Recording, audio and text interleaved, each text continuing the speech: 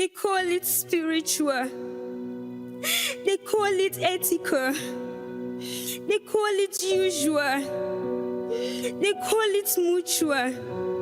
Shut your eyes and think of tomorrow. Shut your mouth and speak less of sorrow. Take a bold step and end forward. You know your tomorrow. September 1989. It all started in the White House of Stitches and Newcomers.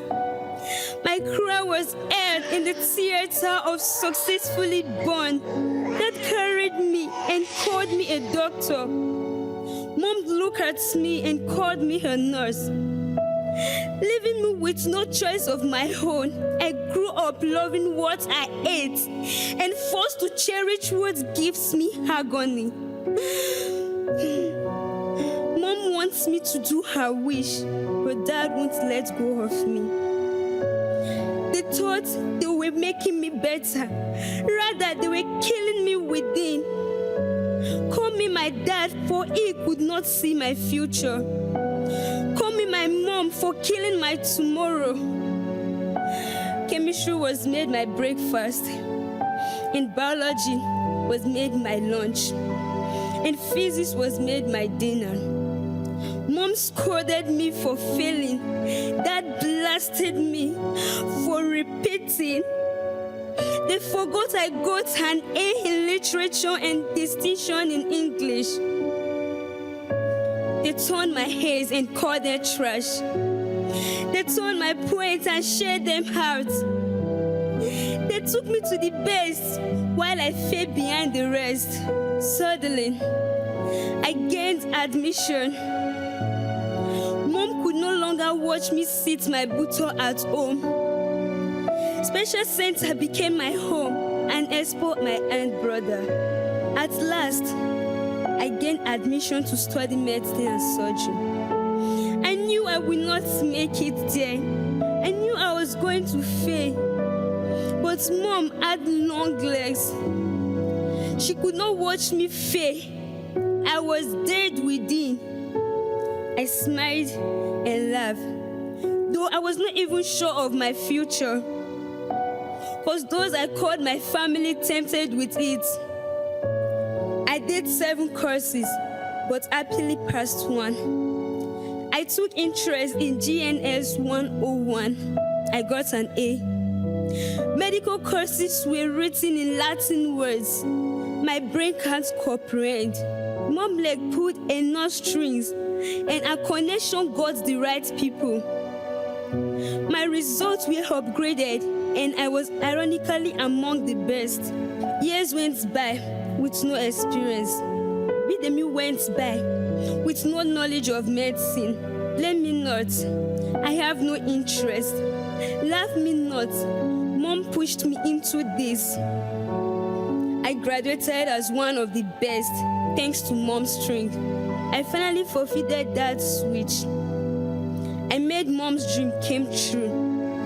She got the name she craved for, my doctor, and the praises she has always wanted. She was exalted as the mother of the best doctor. Little did I know the magnitude of what she had done. Finally, the day came. The senator was rushed into the hospital where I worked. They shouted emergency and called me to prepare for his treatment. With fear, I cautiously walked to his wards and I carefully administered formaldehyde. Little did I know that the chemical were only used in preserving the dead.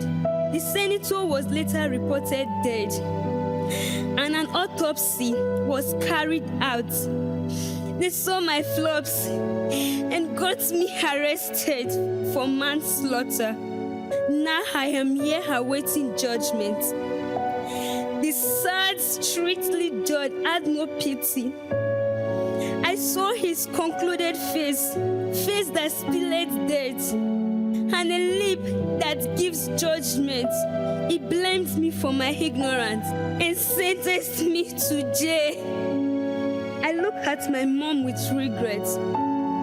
Had she known, thanks to dad for sponsoring my debt, I could have resisted when I was old enough. But my religion says, obey thy father and thy mother, so thy days may be long. Dear parents, let your children have their future. Make their passion their profession. Don't dictate your child's future. Pray and ask God to know your child's future.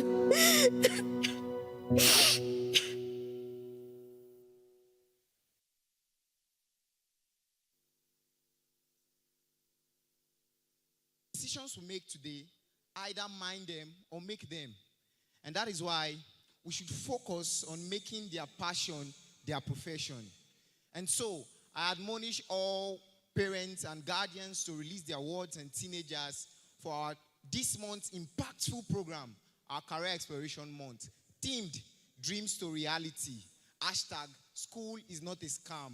Ministering a pastor, Abolaji Stephen, and Dr. Usigbeme, and lots more. It promises to be an awesome experience. Please release your wards and teenagers. God bless you.